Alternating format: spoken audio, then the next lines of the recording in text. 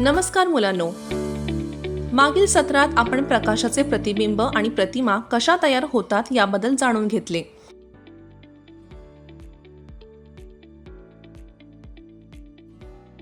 Scooter किंवा कारच्या बाजूच्या आरशात सर्व वस्तूंच्या प्रतिमा वस्तूंपेक्षा लहान दिसतात. हे तुम्ही पाहिले असेलच. तुम्ही कधी विचार केला आहे का की असे का आहे? या सत्रात इयत्ता 7वीच्या सायन्सच्या लाईट या धड्यातून गोलाकार आरशांविषयी जाणून त्यांचे उत्तर शोधूया. शिकण्याचे परिणाम. या सत्राच्या शेवटी आपण याबद्दल समजून घेऊ शकाल. गोलाकार आरसा, अवतल आरसा, उत्तल आरसा. अवतल आणि उत्तल आरशांना आपण गोलाकार आरसा का म्हणतो?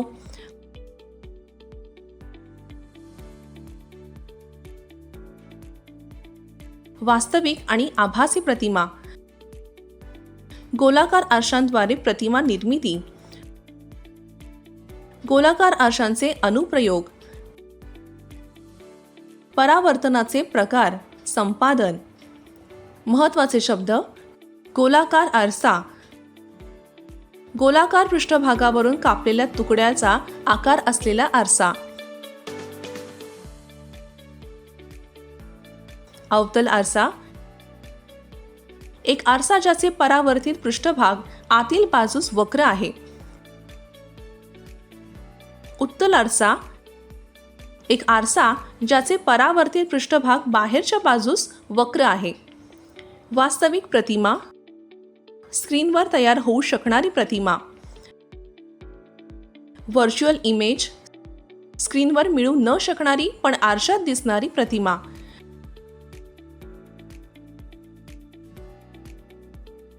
नियमित परावर्तन, गुळगुळीत पृष्ठभागावरून प्रतिबिंब.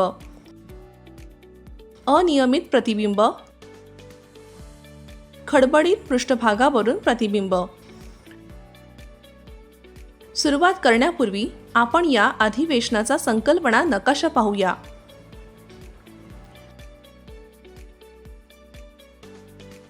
गोलाकार आरशांबद्दल समजून घेण्यासाठी एक उपक्रम करूया. स्टेनलेस स्टीलचा चमचा घ्या. चमच्याच्या बाहेरील बाजूस आपली प्रतिमा पाहिली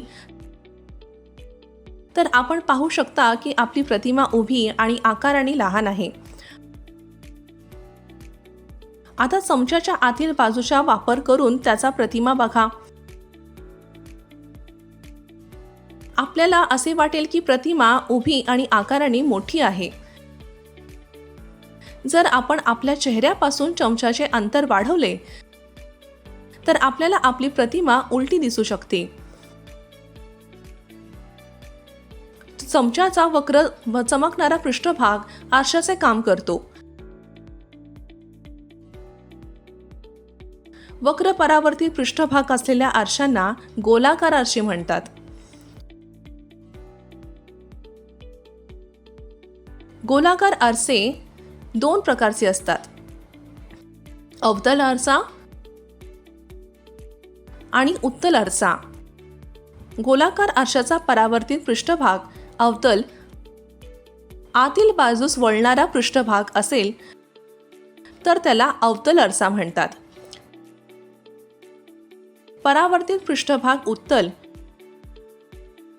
बाहेरच्या दिशेने वळणारा पृष्ठभाग असेल तर तो उत्तल आरसा असतो.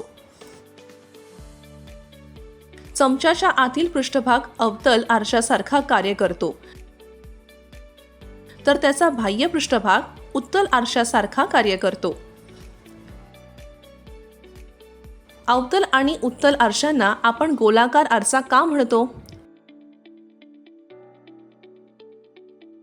रबर बॉल घ्या आणि चाकूने त्याचा काही भाग कापून घ्या.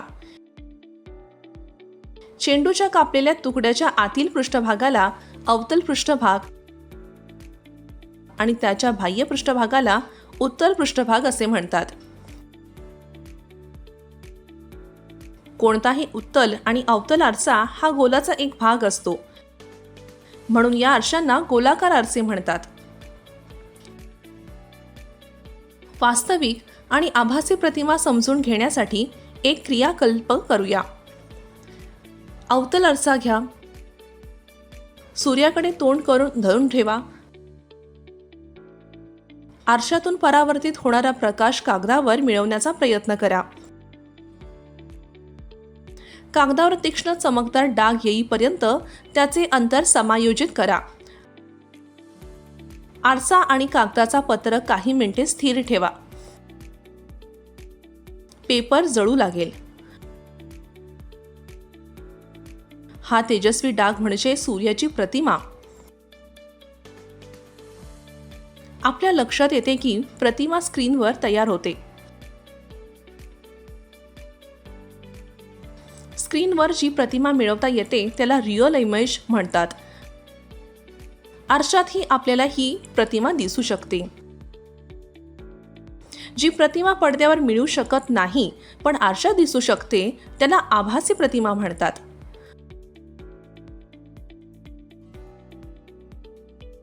विमानाच्या आरशाने तयार केलेली प्रतिमा स्क्रीनवर मिळू शकली नाही.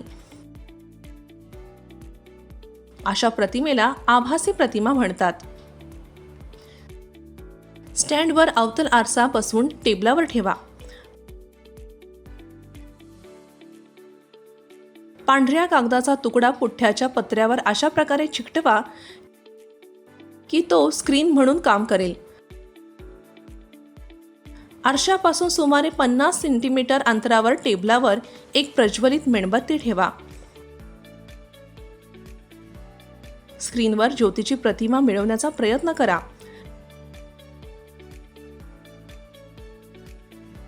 यासाठी ज्योतीची तीक्ष्ण प्रतिमा मिळेपर्यंत स्क्रीन हलवा. आपल्याला एक मोठी, उलटी आणि खरी प्रतिमा मिळते. आता मेणबत्ती आरशाकडे हलवा. त्यापासून वेगवेगळ्या अंतरावर ठेवा आणि स्क्रीनवरील प्रतिमा मिळवण्याचा प्रयत्न करा.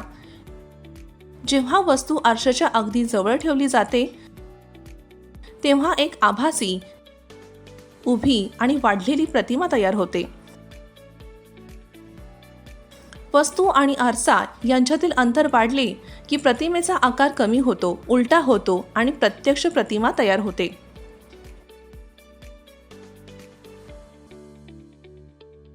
आरशापासून वस्तूच्या विविध अंतरासाठी तयार झालेल्या प्रतिमेचे स्वरूप पडद्यावर दाखविले जाते. उत्तल आरशाने तयार केलेली प्रतिमा नेहमीच उभी, आभासी आणि आकाराने कमी असते. अवतल आरसे अनेक कारणांसाठी वापरले जातात. डोळे, कान, नाक आणि घसा तपासण्यासाठी आपण डॉक्टरांना अवतल आरसे वापरताना पाहिले आहेत. दातांची वाढलेली प्रतिमा पाहण्यासाठी दंतचिकित्सक अवतल आरसे देखील वापरतात.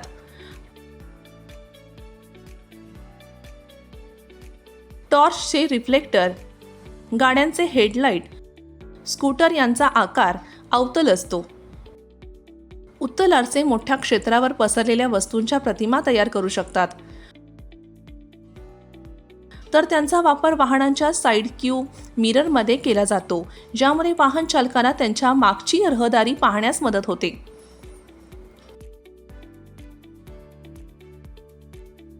विशिष्ट प्रकारच्या काचेसमोर उभे राहिल्यावर आपली प्रतिमा स्पष्ट होते असे आपल्याला दिसून येते.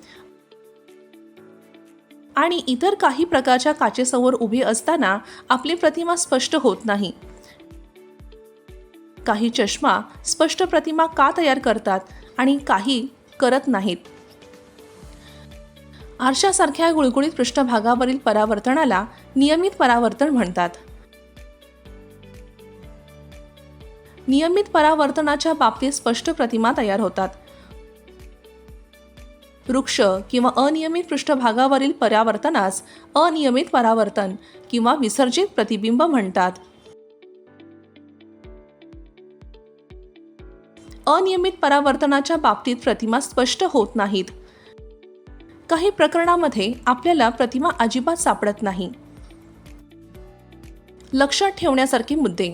वक्र परावर्तित पृष्ठभाग असलेल्या आरशांना गोलाकार आरसे म्हणतात. गोलाकार आरशाचा परावर्तित पृष्ठभाग अवतल असेल तर त्याला अवतल आरसा म्हणतात. परावर्तित पृष्ठभाग उत्तल असेल तर तो उत्तल आरसा असतो. स्क्रीनवर जी प्रतिमा मिळवता येते त्याला रिअल इमेज म्हणतात. जी प्रतिमा पडद्यावर मिळू शकत नाही पण आरशात दिसू शकते त्याला आभासी प्रतिमा म्हणतात. अवतल आरसा वास्तविक आणि उलटी प्रतिमा तयार करू शकतो. जेव्हा वस्तू आरशाच्या अगदी जवळ ठेवली जाते तेव्हा तयार झालेली प्रतिमा आभासी, उभी आणि वाढलेली असते.